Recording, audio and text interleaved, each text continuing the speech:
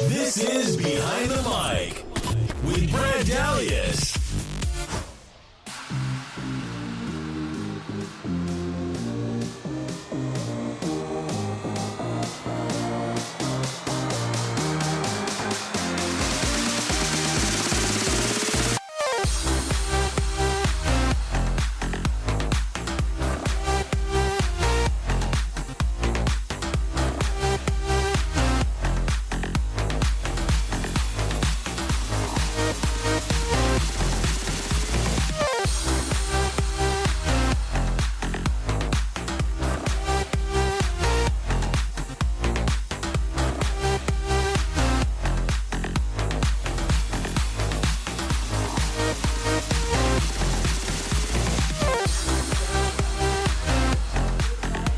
From Grunions Sports Bar and Grill here in Manhattan Beach, this is Behind the Mic. Welcome in everybody, Brad Dalius and Keith Jackson with you on this Wednesday evening, April the 18th, 2018. As we dive into the world of sports, BehindTheMicShow.com and the Behind the Mic app is the ways to listen to the show tonight. Good crowd here at Grunions. Looks like a couple different parties going on tonight here, Keith. The drinks are flowing and the food is being served as usual. Dodgers in action tonight.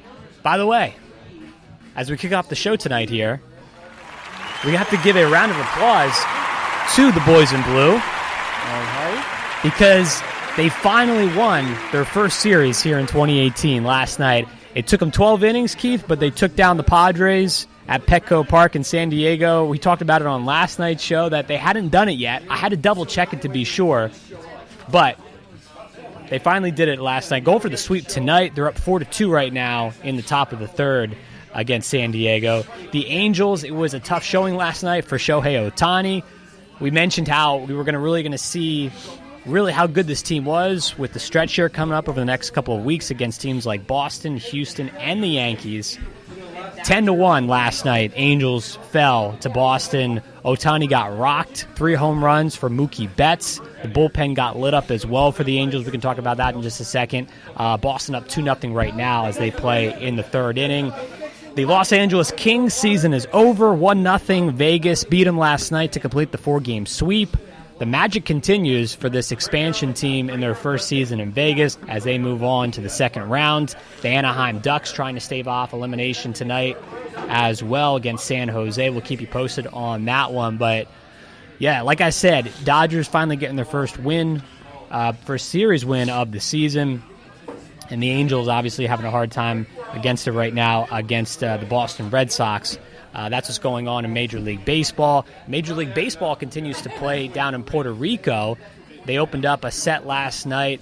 It's Minnesota versus Cleveland. But you probably didn't know it was going on.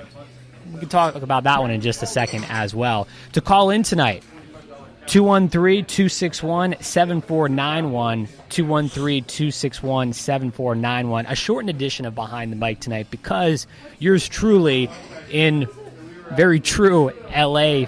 fashion, was stuck in crazy traffic. Hey, that's L.A. for you. Unpredictable. Extremely unpredictable. I usually make it a point not to leave the South Bay on days of the show, Keith. But today I did it. I thought I would be okay, but nope.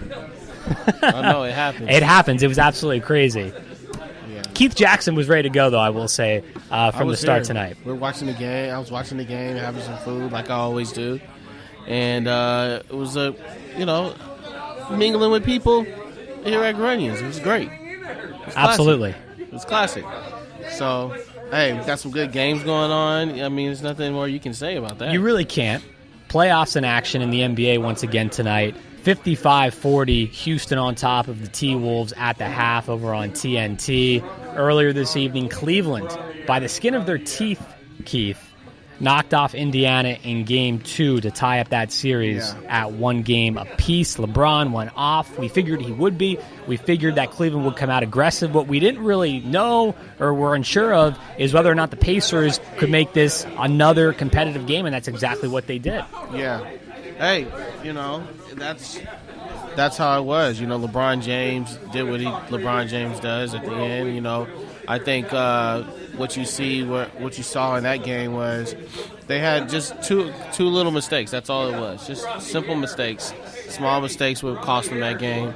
But LeBron, getting to the line, getting to the free throw line, playing aggressive, and kind of leading the team on. I believe he had 42 points or something like that. Yeah, 44. 44 points. That was insane. And then, I think Oladipo and that group, they're playing very well. To lose only by 3, let's say this. They lost by 5. Oladipo hit a 3 at the end of the game, but it was like the buzzer. But technically, they lost by 5. They lost by 5. He hit the 3 at the end of the game. Well, anyway, what I'm basically saying is that it's going to be tough. They stayed close. It was still reachable. It was still winnable, a winnable game for them. And it's going to be tough for Cleveland to go back to Indiana and try to win the game there. But it was very important for Cleveland to win this game than anything, because you don't want to go down 0-2 going to Indiana to play them, and they're playing well. One thing about Indiana, what you see is they play great defense, and they play the best defense today. But they're a great defensive team. They move the ball well, and I think what it was down the stretch was not getting Oladipo the ball, knowing who's a hot person, who has the hot hand, not getting him the ball. It was right in between like that 2 minute and 30 seconds left in the game. I would have exclusively start to go to him and let the offense really just go through him, because he had the hot hand at the moment. And to me, that's inexcusable in a playoff game, how you can get away from your best player. That's really on the coaching staff and Nate McMillan. Yeah. I don't know how you can get away from him, and what he's been able to do, he shot 9 of 18 from the field tonight, 22 points. He led the Pacers in scoring. He's their best option in any moment, in any time of the game. I just don't understand that. I don't understand how that can get lost in the shuffle down the stretch, how you can just get away from him. I don't either. It's not like he was in foul trouble. No. Wasn't in foul trouble. They went away from him. He ran off back-to-back. He had two back-to-back field goals. And then Lance Stevenson did a bonehead play. And then after that, it kind of got things off. He came back. They tried to go back to Oladipo again. And things just weren't the same. They just teetered off and settled for jump shots and things like that. And their offense was stagnated. They stopped moving the ball. And I think that's the mistake. See, in the playoffs, it's about who makes the less mistakes and these type of games. And you see in the Utah KC series, it's the same thing when you saw in the Cleveland game tonight. And I don't know, Houston and Timberwolves are playing now, but and that's about to be lopsided in a minute. But what I'm getting at is that these close games, these close series, teams that are neck and neck, what you're going to see tomorrow with Philadelphia and Miami Heat, it's a chess match. And you got to know down the stretch, in the last 2 minutes of the game, whoever that hot hand is, or the person that you go through, or the person who's the reason why they get paid those big bucks, you got to give them the ball. That's just the bottom line, That was one thing about great players like Kobe Bryant. Kobe Bryant can go 0 for 16, but down the stretch, a minute and a half left, he had the ball in his hands regardless. And you got to be able to take down that responsibility, and everybody knew who to get the ball to. It's about really knowing your role. And I think in this aspect here, Oladipo was the guy to get the ball to, and they just couldn't get it to him. Speaking of Philly, Miami, that series you alluded to, Keith, Game 3 tomorrow night down in Miami. Sixers announced today that Embiid is going to be out once again for Game 3. I hope he's not tweeting anything. I wouldn't put it past him. I wouldn't. But he's going to be out again for tomorrow, so it looks like we probably won't see him in this series unless this goes really deep, unless maybe it goes to a Game 7 ultimately. Maybe we see him. But other than that, I don't think we're going to see him in this series. You know what I think it is? I think Philadelphia is playing it cautious. They don't want they're playing it cautious because this is a franchise player. And like anything, I'm doing what's best for the team and best for the player. I don't want the player to get re-injured. I mean, he broke his face. He has a fractured face, for God's sake. Yeah. And you don't want to re-injure that. And I mean, I think the coach hit it right on the nail. He's an emotional guy, but really he understands that he cannot play right now. I think he really understands that. Look, we're looking out for your safety. We don't want another situation of a quote-unquote Kawhi Leonard in the San Antonio Spurs misjudging quote-unquote Kawhi Leonard, and all of a sudden Kawhi Leonard says, I can win with my own people. And now it's this whole thing of the NBA teams are not looking out for the players, and the players are, mad at the NBA team. So I think this is a prime example of what you're seeing different, where it's like, no, it's the best interest of the team and the player, the safety of the player. And they feel that as much as Joel Embiid wants to play, they want, as much as he wants to play, they're like, hey, we have to hold back, So, I think that's a good thing. And what Joel Embiid, all he can do is trust your teammates, man. That's what's really going to make your team stronger, is trusting each other. Especially, this is all a development thing in the playoffs and saying, what can he take from this, and what can he learn, and what can the team learn about each other and come postseason, that we can trust each other. If you notice, this by next year, I think it's going to shift back in terms of dominant teams. Yeah, I think it's going to shift back to like what is in the older days, the Boston Celtics and the Philadelphia Sixers, in the East. And in the West, because Golden State's going to be there, but hopefully you'll have your Lakers there again, dominating in the West. But I think Golden State, of course, they'll be there, of course. But that's what you're going to start to see transition. I mean, it looks like it's going that route right now. I think Toronto's just a team that's in the mix right now, but won't be there next year or the year. Who knows? But yeah, that's true. Yeah. So that's what I'm looking at and what I see. So we'll see. 213-261-7491, 213-261-7491 to jump aboard here on Behind the Mic. Last night, the Pelicans, Keith, take down Damian Lillard and the Portland Trailblazers. They didn't just take him down. How about your boy, Rajon Rondo? Oh, yeah. Huge three at the end of the game. Drew Holiday is playing fantastic defense. All of a sudden, Drew Holiday is a top lockdown defender in this league. Well, what you're seeing here is he's been overlooked. That's the thing about it. He's been overlooked, and now it's time to shine. And he's this. Now everybody's like he's this two-way player, but he's always been a great player. Now you're starting to really see it. He is the X factor. Nobody knew that Drew Holiday was going to be the person, the X factor on the team that's going to do something. Now you have to actually prepare for him. It's and that's the thing. He's always been a great player, though. He's been a great player. He's been great defensively, and he's now people are going to know him as a great two-way player. He's showing that. I think what you're going to find out is what this also shows is there's going to be some frustration on Portland's end with your superstar, with Damian Lillard, and them at the end of this season, because what it's going to show is that you can't just be Dame and C.J. McCollum doing all the work. They need that third person, and that's where Marcus Aldridge came in to play. Yes. Because you need that veteran with young guys. That's why we said, I thought at least that Kawhi would be a good fit there potentially in the future. I still totally agree with you with that. I think that you hit it right on the nail. I think he would be a great addition there. But I'll tell you this, if they don't get anybody by the beginning of next year, I can see Dame checking out. I can see him requesting a trade. He is that type of player. He's got that type of makeup. Yeah, he's loyal. He is loyal. He's loyal to the team. He's been loyal to the organization.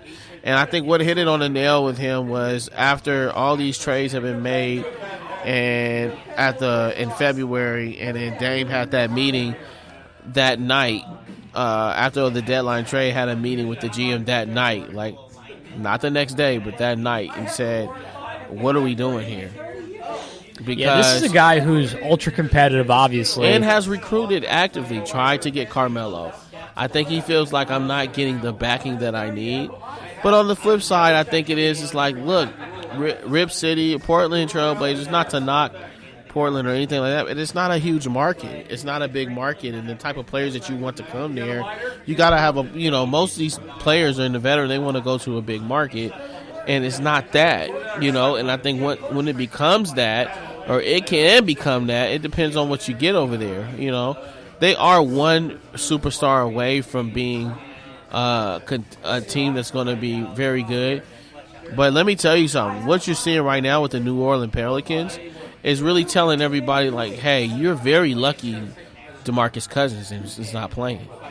Because, they're a really dominant team. People are looking past them. I've been saying it all year. I said, man, they are a reflection of big man going down to the post and throwing it down low, high-low action. I can tell you this, no one's looking past New Orleans on April the 18th, or as of today. Not anymore, not after what we saw last night, going up 2-0 in this series. It's interesting, talking about Drew Holiday, going back to him for a second. When he was with the Sixers, you can make the case that he didn't have anyone on his team that was even remotely close to the talent level of Anthony Davis or Rajon Rondo or even Boogie Cousins when he's healthy. So, to your point, he didn't have a chance. He didn't have the players around him to really have his game shine. Yeah. Because he's a guy, obviously, that he's not going to be your number one option. That's not the type of player he is. He's a role player. He's a role player, yeah. And each role players have to be in a situation to have their talents come through. This has been a good situation for him. It's the playoffs, like you said. He's starting to shine, and he's starting to show everybody what he can do. And it's not like he's just become this all of a sudden, although it seems that way. To your point, though, Keith, he's really had this in him all along, and he's finally showing it now. They look good. I mean, they look really, really good. They look like a team that could – I don't know. It's going to be interesting if they play – I have to check. Do they play Golden State? They'll play Golden State. They'll play Golden State. Wow. How it's shaping up right now, that's a very, very fascinating second-round series. It's going to be a fascinating second round. I can see – let's just call it what it is. They won't have enough firepower for Golden State. Anthony Davis is going to get off because that's what Anthony Davis does. Rajon Rondo is going to play well. I don't think you would see the same type of player, Drew Holiday. It'll be tougher for him. Why? Let me tell you why. The style that Golden State plays is they run Klay Thompson, Steph Curry off screens. That ain't going to stop. No. And chasing those guys is hell. And coming off of screens and stuff, that's very hard to do. And that's going to be tough. I'm going to tell you, Steph Curry will be back that series. And Steve Kerr is not going to change anything different. The difference is when they're playing, right now they're playing Portland. Well, Dame doesn't run off too many screens. CJ McCollum doesn't run off too many screens. It's more of a standstill, move, set screens, and move. Off-ball type of stuff. Pass and move. A motion offense, so to speak. Sure. And that it's very easy to guard. It's very easy to guard. It's very easy to help the helper and deny and stuff like that. So what I'm getting at is that it's going to be a tough guard for them to do that against Golden State. So I don't think they have enough firepower. They may win a game. They may steal a game. I can see that happening. They've stole a couple of games during the season. They may steal a game. They may steal 2 games, but they're not beating Golden State in the series for sure. Yeah, I agree. I haven't seen enough to say that yet, but this is a lot more of a competitive series. If both these teams do advance to the second round and play each other, at the beginning it will be previewed as a much more competitive series than what you would originally thought going into the playoffs. Mm-hmm. So I love how New Orleans is playing the style of basketball. I think it's exciting. I mentioned last night how you've got to love it if you're a NBA fan in different cities that have not had success, i.e. in New Orleans, i.e. at Toronto. Young players, fun players to watch, playing collectively as a team. This is a great new era the NBA is going into, and they have to be loving it. Yeah. They really do. This has been great so far, and even Utah. Who really had Utah being able to compete in anything after last year when Gordon Hayward said he was Exactly. going to Boston. Who really had that? I mean, Donovan Mitchell, your boy Keith, another one of your guys. Great game tonight. Continues to make a strong case for Rookie of the Year for himself as they tie up their series with Oklahoma City, 102-95 victors tonight over the Thunder. Yeah. And then you go over to the next game, which is playing now, and you see a blowout of 46-71. It's interesting. With Houston, we're not going to know. They're not going to be pushed. They're not tested. No, they're not going to be tested until the next round. Yeah, right. Until the semis. That's when they'll really come. Right now, against Minnesota, look, they were on the brink of being a team that had extremely high expectations several months ago to get a really high seed, to that dropped all the way down to maybe missing the playoffs on the final night of the regular season. It took overtime, Keith. Denver pushed them to overtime. We watched it here at Grunions last week for them to get to the playoffs. Minnesota is a team that is just not there right now. Let's call it what it is. They're just happy to be there. Yeah. And you know what? It's kind of, to me, it's very, when I look at this game, this is what we're talking about when people saying the game has changed. Because it's common sense. It's common sense, Brad. You got, while we're watching this game, I'm seeing Karl Towns on the block. And he can't post up James Harden, who's probably the worst defender in the NBA, in the league. Let's call it what it is. And he can't post up James Harden, and you can't get him the ball, T.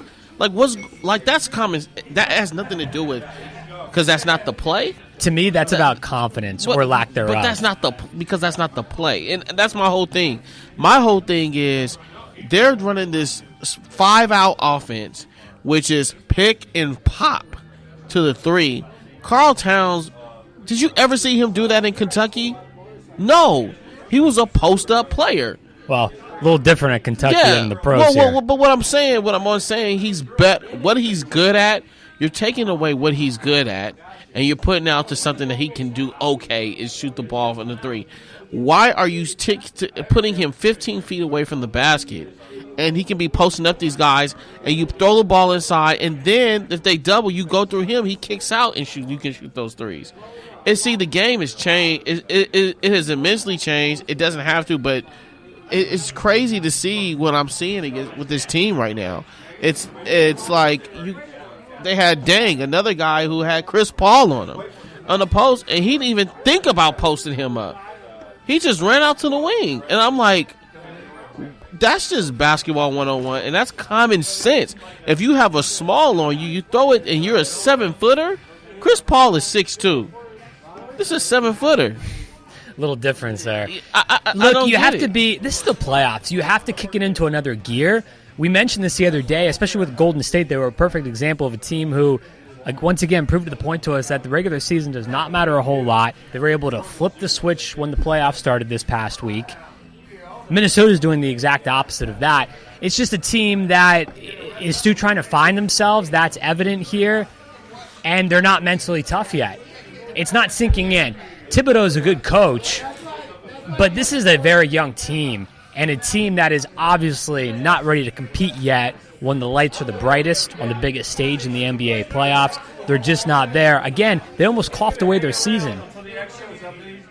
You have a 7-footer who just shot a 3 up in the wing. Explain that to me. You get what I'm saying? What I can explain to you is that they will be swept here real soon if they don't change things up. I mean, look, this game, Minnesota fans have to be frustrated. So the simple fact as when you watch this game, they started off hot, they were up like 10 or 12. Houston started off slow, but they pedal to the metal. They stopped going inside, and I just don't understand it, and they just reverted to shooting threes. I'm like, Tom Thibodeau, these coaches who are in the NBA, you got to know, just as a coach, you've been there so long, you got to know, okay, I don't care, because you're a defensive coach, but obviously you 71 points not right today. now. Not today. You're not a defensive coach right now. You're just trying to survive. But, to me, it's just what are you doing? It's common sense. I thought that they would look at the tape and they would come back and do something different. It's different if they were losing by this, but they were still going inside and posting up and that way, then I'm like, okay, you know what? Fine. You know, they're just a better team. But to me, there was no adjustment. It was the same thing we saw the last game they played. You need to see something different. What I love about Popovich and what he did the other day, and rest in peace to his wife, but Greg Popovich, the first game they played Golden State, and Rudy Gay got off. He came off the bench. They got off, and Patty Mills got off. And then, so what did they do the second game? He switched it up. He was like, you know what? I'm going with matching firepower, game 2. And he switched it up. Next level coaching, next level type of atmosphere they have in San Antonio. Yeah. That's a result of 10, 15 years exactly. of instilling a culture down there. We talked about culture the other day. He did. But we got coaches making millions and millions of dollars. Oh, totally inexcusable. Recognize people at the bar, people around the world sees, why are you not posting up an all-star post player against a 6'2" guy? Don't make no sense. It should be straightforward, but it's not. Yeah. Apparently not at the moment to Minnesota. 213-261-7491. 213-261-7491. So as I said before, Utah winners tonight over Oklahoma City. That series gets tied up at a game apiece. Cleveland over Indiana. And as we're talking about here, Houston up big right now in Minnesota, coming up on the end of the third over on TNT. In the NHL, we know the Kings are done. San Jose up 1-0 over Anaheim, end of the first. Couldn't get one game in, Kings. Well, the Ducks are probably going to follow them here real soon. As far as getting swept is concerned, it was not the year for the Kings. It's looking like it's not the year for the Ducks either. Pittsburgh big winners today over Philly. They shut them out 5-0. They're now up 3-1. Tampa Bay 3, New Jersey 1. The Bolts up 3-1 in that series. And Nashville is beating Colorado right now 2-0. They skate in the second period. That's what's going on in the NHL playoffs. Baseball, I mentioned earlier, the Dodgers finally winning their first series last night of the season. That is correct. You heard that right. First series win of 2018. They're up 4-2 right now, trying to sweep the Padres.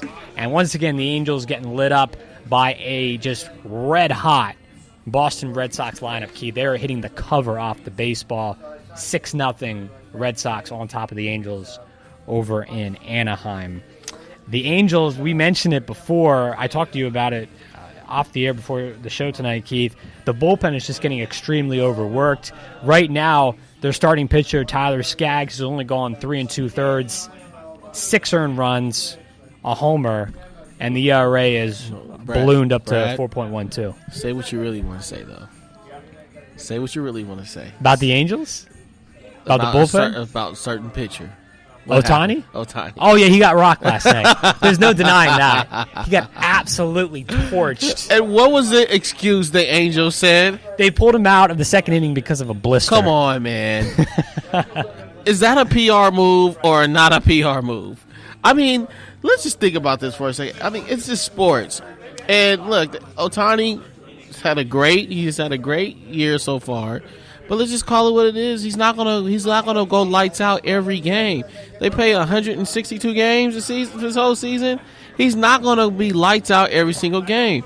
But it doesn't help a situation where you're making up an excuse. And you look, he may have had a blister, but let's not make that an excuse and discredit the guys that knocked home runs on him and scored off of him. Just say what it is. Like, he just wasn't Ohtani's night tonight. And he'll get it back. He's probably a little fatigued, whatever the case may be, but it just wasn't his night, and that was it. Let's just own up to it. We don't have to make excuses. I'm with you on that one. It's only his first couple starts here. Exactly. What do you think? Like you said, he was going to go out there and continue to shut out guys nonstop. Man. You're seeing right now how good this Red Sox lineup is, and I will say they've done this. Obviously, they're out here now on the West Coast, but they've been doing this recently in all types of weather conditions. When it was freezing in Boston, when they're wearing ski masks, they can hit there, they can hit out here. To me, right now, in Week 3 of this 2018 season, the best team that I've seen play so far is the Red Sox. Yeah, I have to agree with you. Absolutely phenomenal. But you know what? This is also, what did I say? I said this yesterday. And I said the Angels, this is a true test for them. Yep. They're playing the top tier teams in the MLB. You got them. You're gonna have a Yankee team that has a fire but that can really light it up anytime they want. Either they're iffy though. They may come out playing horrible, and they may come out lights out, and they're unpredictable, and so you don't know what type of Yankee team is going to come and play. But what I'm getting at is these top tier teams is really a good. It really shows the team what they're really about, but also their flaws and what they need to work on. And clearly, Angels are a great team. They're playing well. They're at the top of the league right now in their conference. But against these top tier teams, somebody like the Boston Red Sox, likewise, obviously the Houston Astros because they're doing all right this year. Houston is Houston still. Yeah, they'll be a force to reckon with all year. They're just not. They're not there yet. So this is a good way to see where they're at, where they stand. But they're just not there yet. But they're going to get there. They definitely will get there. They'll definitely get there, but they're not there just yet. Get a little chippy in this game right here. Pittsburgh and was this who they're playing? This is Nashville actually. Yeah. Nashville taking on Colorado. I will say this: I find myself. I'm not alone. I know this for sure. With the NHL playoffs, switching gears to that real quick.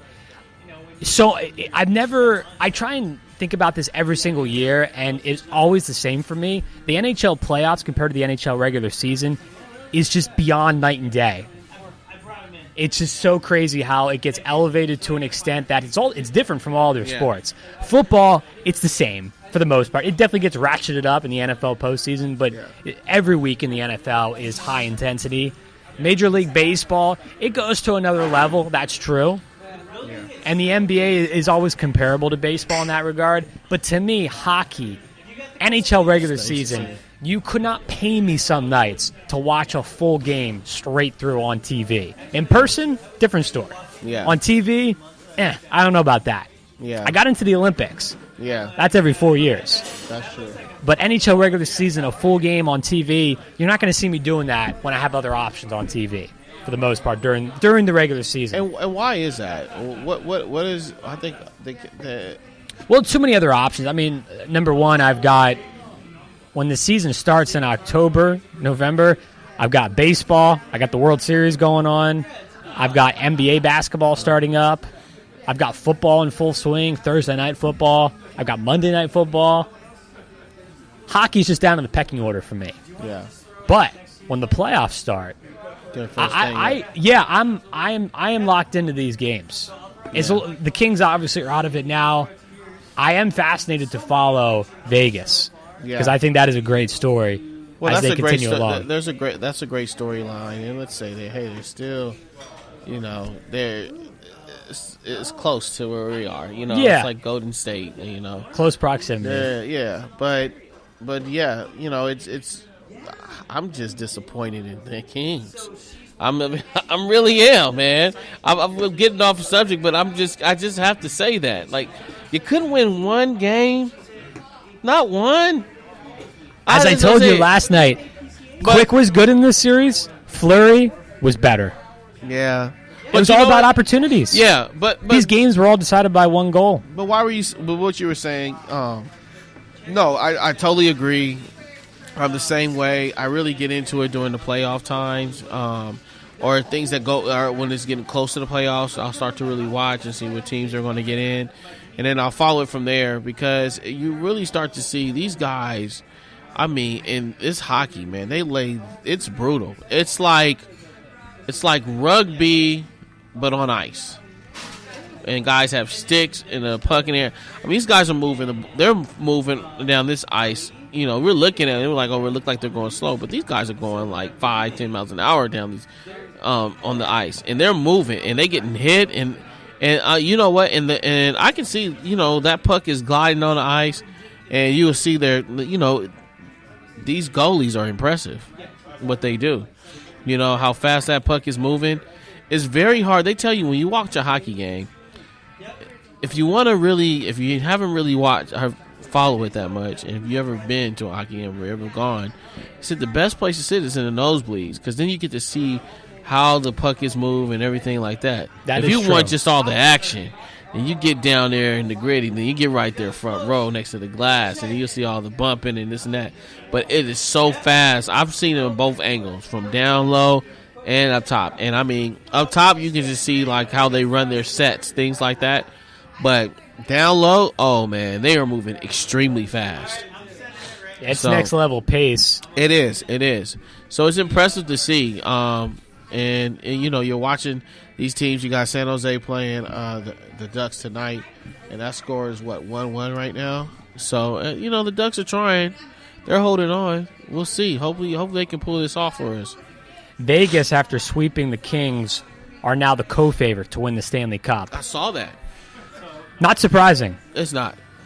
They're tough. You know what I think it is? It's like it's a new team, and I don't know if these guys. I'm really interested to see it. I think they're gonna face Pittsburgh in the Stanley Cup. It's shaping up that way. I think it's shaping up that way. Nashville is still a force to be reckoned with. As you see, they're up 3-0 right now over Colorado. They're obviously the defending Western Conference champions, so they will be a force to be reckoned with in the West. But I agree. This Vegas team, they have a lot of the components of a team that's been around for a long time, a veteran squad, not an expansion team. That's the amazing thing. They've made the right moves. As I said, it starts with drafting Fleury in the expansion draft, which they did. Wouldn't that be ironic if they play Pittsburgh, Fleury going up against his former team where he won a couple of cups? Yeah. And he's been better, mind you, so far these playoffs than Murray, who is the current goaltender for the Penguins. Yeah. Well, look, the Golden Knights are setting the tone for Vegas. I said that yesterday, and I truly believe that. You know, it would be great to see that city win the Stanley Cup. I mean, it would be great to see that happen. It would be great for the city, especially with the tragedy that happened earlier in the year. Yeah. This would be great to see how they come back and see what they do. So we'll see, man. I think it's going to be. I'm excited to see what they do the next round, but I'm picking them to go to the Stanley Cup. 213-261-7491. It's a popular pick at this point in time. It'd be hard to argue against them based off of what we saw in this first-round series against the Kings. Back to Major League Baseball for a second. I touched on earlier how Cleveland and Minnesota are playing a series down in Puerto Rico. It started last night. The commissioner, Manfred, was down there as well getting interviewed. The game was on FS1. The way I stumbled across this, Keith, was I was looking for one of the NBA games last night. I forget which one it was, but it was the one that it turned out was airing on NBA TV. So that was OKC and was that in Utah?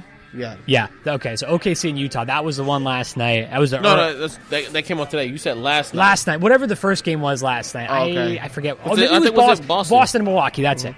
Yeah, Boston, Milwaukee. That was the first game last night. Trying to find it on TV, and I scrolling through the channels, right? And I come across FS1 and this Cleveland, Minnesota game. I was like, where are they playing at? Are they playing in Puerto Rico? How did I not hear about this? How is this not news? You got to be kidding me. I mean, really, Major League Baseball trying to promote an international series, or lack thereof, I should say, is just really a total violation. How could you not promote that better? I get that right now they're probably losing some viewership because the first round of the NBA playoffs has been solid so far. It's been good competitive TV, good to watch, good for the ratings. But still, they have to promote that better. They really do. I was telling you last night, Keith, off the air, that it reminded me a lot of that college football opener last year with Stanford down in Australia. Stanford versus Rice, and how we found out about it watching the game when it came on the TV. They didn't promote it at all. To me, sports has to do a lot better job, different league, whether it be college football, Major League Baseball, of promoting their international series. The NFL does it. Yeah. The NFL is going to come out with their schedule, by the way, tomorrow night. We'll talk about it here on Behind the Mic. Can't wait for that. But the NFL, and you'll hear them, we'll talk about it. All the media outlets will be talking about tomorrow night. The London games, maybe a game in Mexico City again next year. They're going to promote it from day one. We'll know about it way in advance before the game actually happens in the fall. Why baseball doesn't do that and why some other sports leagues don't do that is completely beyond me. Yeah, I don't understand it. You have to promote it a lot better. And it's just weird with Puerto Rico, with everything that's going on, unfortunately, down there after the hurricanes last year. And as we find out in the news, that is still continuing as far as people being out of power. A lot of the island, they're trying to get their Commonwealth back in order down there, and they're having a series in which they're obviously, as we can see, there's plenty of electricity at that stadium. Yeah.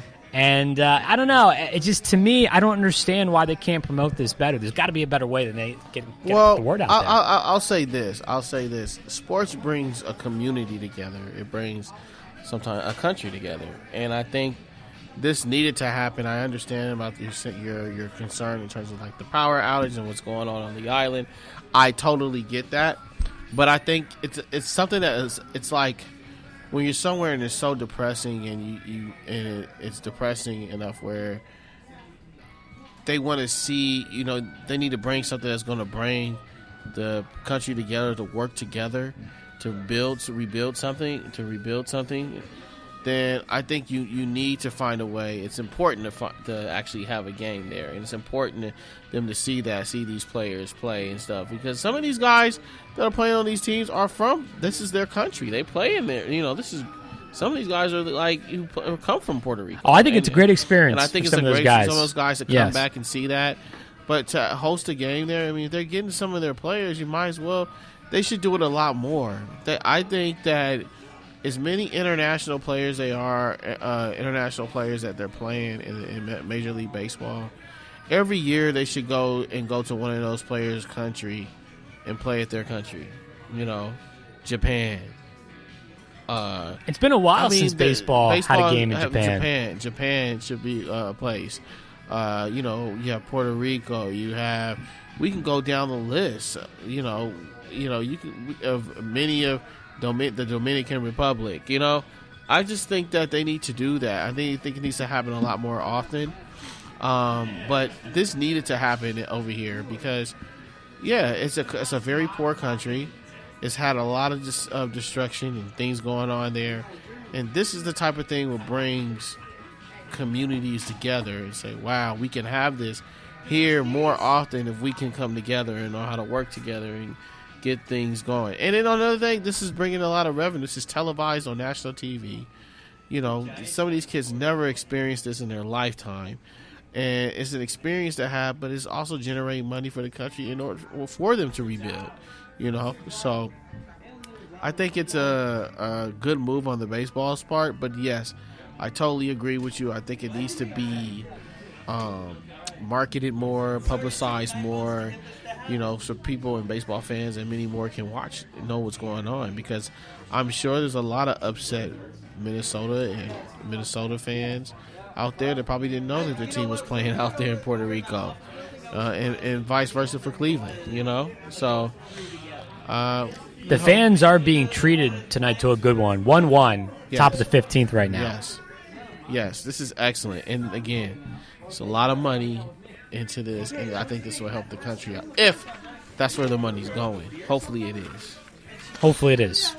More on this story to come, obviously, as we continue to debate this until they start to promote these events a lot better. Like I said, the NFL, tomorrow night, the schedule will come out. You will hear about the London games and the Mexico City game if they play one this year. It'll definitely be talked about. Major League Baseball has to do better with that. They have to promote these events better. Once again, Angels in action tonight. Dodgers playing as well. Dodgers trying to sweep the San Diego Padres. Angels trying to get on the board right now against the Boston Red Sox. They just continue to play inspired, good baseball here at the beginning of the season. Back to some NBA talk now as well. Houston continues to dominate Minnesota at this point, 89-65. Rockets on top at the moment. Tomorrow's games, it's going to be very interesting, because tomorrow we get Philly at Miami, series tied at 1, Portland, New Orleans, and Golden State, San Antonio. Looking towards tomorrow night, first one, Philly, Miami, as far as that is concerned. I think we both agree that Miami's going to come out very hot. Oh, yeah. Big crowd down there, obviously. Oh, yeah, big time. Very excited, very pumped up, trying to go up 2-1. Does this Philly team rise to the occasion with no Embiid again in the lineup? Do we maybe see Markelle Fultz being mixed in a little bit more? I think that's what you're going to see. I think you have to mix him in more. Look, Philly's going to do what Philly does. Philly's been playing well without Joel Embiid for a couple of games. It's not like they haven't played without him before. I think really at this point in time it's going to slow him down. And we debated this last night. And that's going to give Hassan Whiteside just another motivation because they clearly Hassan Whiteside and Joel Embiid hate each other. They do not like each other. Let's just say let's call it what it is. The battle of the centers. But Miami's going to come out on top. They're going to come out on fire. This is a dangerous game for Philadelphia because this can definitely shift in a whole nother direction. You do not want to go back to Philly 3-1 and having Miami an opportunity to close you out at your home court because a man named Dwayne Wade's in the picture. Believe me, he can close, and he knows how to close, and they saw firsthand of that. He's not that old. He still got some in him. So I think it's going to be a very tough game. I think it's going to be a hard-fought game. I think it's going to go down to the wire. You're going to see a Miami team that's going to come out on fire. They're going to be out at home, and what Philadelphia has to do is be able to sustain that first wave, and that's off that jump tip because I think Miami's going to bring that first wave to them, and if they can sustain that and keep it close, then I think they'll be in good shape. Or if they come out and jump out on them, you're going to see whatever the case may be. I can't see Miami coming out lax because they're going to have that burst of energy of, hey, we're back in this and, let's take the lead now. So what you're going to see is you're going to see either two things. You're going to see a Philadelphia team self-destruct or you're going to see them emerge and succeed at the end of the game. So that's what you're going to see, resilience. Do they have that? So that's what I'm looking forward to this game, of course. But I think at the end of it all, I think Miami comes out on top. And I think this series shifts back in Miami's favor. Will shift in Miami's favor. Yeah, I'm feeling that as well. Philly has just been riding this high for so long now. And after the loss in Game 2 in Philly, it brought them back down to earth a bit. Now they go down here. If they come out and they can really stick it to the Heat on their home floor, I'll be really, really impressed. Because that would be a sign of a team that is extremely composed and poised in tough situations when their back against the wall. They would prove that they would have a lot of resiliency. But yeah, I tend to agree with you, Keith. I think it might be too much at this point because of the way Miami is playing, taking the win from Game 2 and carrying that momentum over into Game 3. I think they'll ride that to another victory. Portland at New Orleans, Game 3 tomorrow as the series shifts to Louisiana. We talked about this earlier from last night. Any reason to believe that this one will go any different? Can Portland summon something on the road? I think Portland's in trouble. Yeah. I think they're in a lot of trouble. I think when it's all said and done, let me tell you what's scary about this is that we want Golden State to sweep. Golden State wants to sweep, but if this Portland team gets swept, and I think that's where the New Orleans Pelicans are having their eyes. They're saying, look, if we can get Golden State before Steph Curry comes back, I think we got a shot.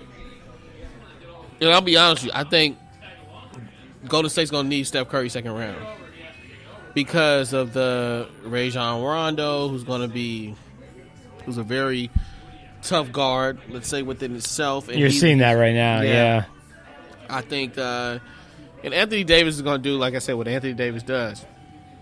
What's going to be interesting about that is who's going to guard him and at least slow him down, and it's no slowing him down. But who else goes? If Jrue Holiday, does he step up in the second round? That's the question to me, is can he step up in that second round and do what he's doing? If he can, then that's going to be great, but it's going to be tough. But I think you want Steph Curry back. You have to have Steph Curry back second round because also on the other side of things, you want him to start to get himself a rhythm. You don't want him to come out and come out and be rusty and he's getting his legs back underneath him and things like that. There's a difference between being in shape and in game shape. Or yes, we hear that a lot. Practice shape or game shape. Game shape is a whole different mindset because you're using a lot more energy out there. It's just off adrenaline alone. So, this is going to be interesting. I think Portland is just at the point where they just don't want to get swept. They really have to win these 2 games in New Orleans if they want to have a chance. 94-69, Houston continues to hammer Minnesota as they come up on 5.5 to play in that one. Golden State at San Antonio tomorrow. Once again, as Keith mentioned earlier, condolences go out to Greg Popovich's wife, Erin, who sadly passed away today. And this will be this all of a sudden, Keith, has turned into a very emotional, what should be an emotional Game 3 for the Spurs at home. Yeah, it's going to be an emotional game. They're going to play for Popovich, of course, and they're going to come out and on fire.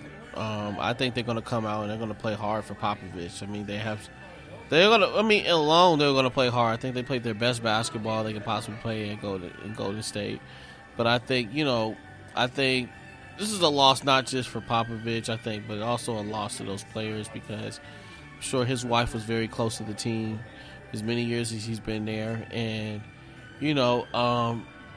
it's going to be a tough game. It's going to be a tough game for them. Emotionally, they're going to be there. The crowd's going to be rocking and giving, Pop their support, be there for him. And I can see them they're going to play for something. And they're going to definitely play in her honor. I can guarantee you that. And, so it's going to me, right now, I'll be honest with you, man. I think it's the pressure's now on Golden State. I think it's not on the Spurs anymore. Amazing what 24 hours makes. Yeah, I really do feel like the pressure's on Golden State and to see what they do, if they're going to be able to handle that wave, because they're going to bring it. And on top of that, if Popovich is even there to coach the game, on the flip side, is he going to be there? But even if he's not there, they're going to bring it. But if he's there, I'm gonna say this: it's a bad look for Kawhi Leonard if Popovich coaches tomorrow, because you look at things in the light of, here you have a man whose wife passed away, and he comes to a game and he coaches this game, and you have another guy who's hurt his hamstring or whatever he's hurt, and he's doing rehab, but the team doesn't really approve of it, or the organization doesn't really approve of him being there. They feel he should be playing, and he's not there supporting his team. So I hope to see tomorrow in this, despite the game, I hope to see Kawhi Leonard on the bench. That's just class, being there for your teammates. And Popovich right now, I think, everybody, he's grieving right now. I know it shook up the whole NBA world, and I'm sure a lot of the players, because, Popovich has coached many USA teams and things like that. I'm sure a lot of people have said something and it shook up them. LeBron has said something. Kevin Durant has said something, and I'm sure many more on social media has. He's a well-respected coach, and I think, condolences to him and his family. I hope that that's a tough loss for anybody to endure. So, see, it is. Yeah, like I said, definitely emotional game tomorrow. I'm still sticking with Golden State sweeping this series. I said it last night. I'm not going to back down from it now. No, I'm not backing down from it. I think they win, but San Antonio definitely. They will come out a lot more intensified than what they probably would have, in all likelihood, just because of the circumstances now. Mm-hmm. But again, I'm going to stick by a Warriors 4-game sweep until I see otherwise at this point in time. Mm-hmm. But those are the games tomorrow night across the NBA playoffs. 9-4 right now. The Dodgers trying to sweep the Padres, trying to get their first series sweep of 2018. Good game for Corey Seager, a couple of hits from him. Cody Bellinger with 2 hits as well as a guy I talked about last night. Needs to kind of get things going. Matt Kemp, another good game for Kemp out in right field. He's got 2 hits tonight as well. Chase Utley starting at second base. Utley, Stu, at age 39, almost 40 now. Stu able to start a couple games here or there at second base for the Dodgers. That's why they brought him back, obviously, this past offseason. So Kenta Maeda, he's on the mound tonight for the Dodgers, doing the job so far. 4 innings pitched, 6 strikeouts. He's only given up 4 runs so far this evening. So tomorrow night we're going to talk more baseball because Dustin Nosler is going to join us. We spoke with him at the beginning of the season. We're going to check back in with him and get his thoughts basically on what seems to be an 8-9 start. If the Dodgers can hold on tonight, they'll be 8-9 on the season. What has been up and down, we've discussed it here on Behind the Mic the last couple of nights. They're trying to get on track. We can talk with Dustin tomorrow night about that and seeing if they can continue the winning streak here. As I said at the beginning of the week, a good medicine for this team would be a Padres team at this point in time who is not doing too much to 7-12 and is not projected to have a great season. Sometimes these series can get you going against teams who you should beat. The fact that you're able to actually do it, that can really get you rolling and moving along here, getting some consistency in the season. And the Angels right now just trying to get on the board against the Red Sox. Let's do 6-0 Boston over in Anaheim. I know fans are disappointed from Ohtani's performance last night. Yeah. I know they're disappointed. But again, we can't expect him to go out and continue to be just phenomenal and have these earth-shattering performances in his first couple of starts. Let's not forget, his first 2 starts was against Oakland. Exactly. The A's aren't going anywhere this year. Exactly. And on the flip side of things is he's young. He's a young baseball player. You know, he's young and he's not going to – this is his first time in the major leagues. You know, these are players that have been doing this for a long time, have seen all type of balls thrown their way. And, you know, eventually – players are going to get your timing down, and then they're going to start making adjustments. And now he can make his adjustment. You know, that's what it's about, and that's how you make it in the Major League Baseball is knowing how to make your adjustment. So that's going to be really the interesting. That's part of being a professional athlete, and it's going to be interesting how he makes his adjustment. So, you know, look, they're going to go through these slumps. It's about getting over these slumps, how to get over them. Can they get over the hurdle? And if they can do that and he can do that, the Angels will be just fine. Like you said, I don't think we can be – I think the problem is we're spoiled and we want to see him phenom. And I wouldn't say spoiled just yet. I would say impatient. Yeah. Very impatient. And we want to see him just explode, be a Randy Johnson out there. And, you know, but you know how long it took Randy Johnson to be Randy Johnson? Takes time. This stuff doesn't happen overnight. Exactly. So, you know, it's going to take him some time, but he's a great athlete. He is the face of the Angels. Let's call it what it is. And he'll be okay. And so I'm expecting him to bounce back from this and coast through. But I think the Angels, most of them put it on the nail. Is that you got to work them in slow, and I'm glad they are, you know, because that could be a more discouraging thing at his point in confidence level by leaving him out on the mound and letting him take them hits like that. So I'm glad they did, but just don't make excuses and say because of he got a blister. Let's just own up to it and give those guys credit that they got his timing down and they're knocking the ball and it just wasn't his night. That's all I'm saying. Yeah, they got to kind of turn the narrative around on that one a little bit and be a little more accountable, I would agree. Kind of funny, though, here. As he continues to ease his way into his first couple of starts in the major leagues. Stu 1-0, San Jose on top of Anaheim as they play in the second. The game is on the Golf Channel, Keith. Come on, man. The game on the Golf Channel. Is that hilarious or what? That's hilarious. You know, it is. I totally get your frustration, and I know it's probably a frustration to baseball fans as well. You know, out there in Minnesota and Minnesota fans and Cleveland fans, that it is frustrating. And hopefully baseball can do a better job of marketing their schedule and things like that. And this is a prime example why. What a great game you have into the 15 innings, and they're still playing. I believe they're getting their money's worth tonight. I believe they're playing until the next day right now. Let's just call it what it is out there. Yeah, just about. So just about, right? Yeah. So that's great. That's great that those people are getting that type of game, and all that is generating just more money to the country. So hopefully this works out for them.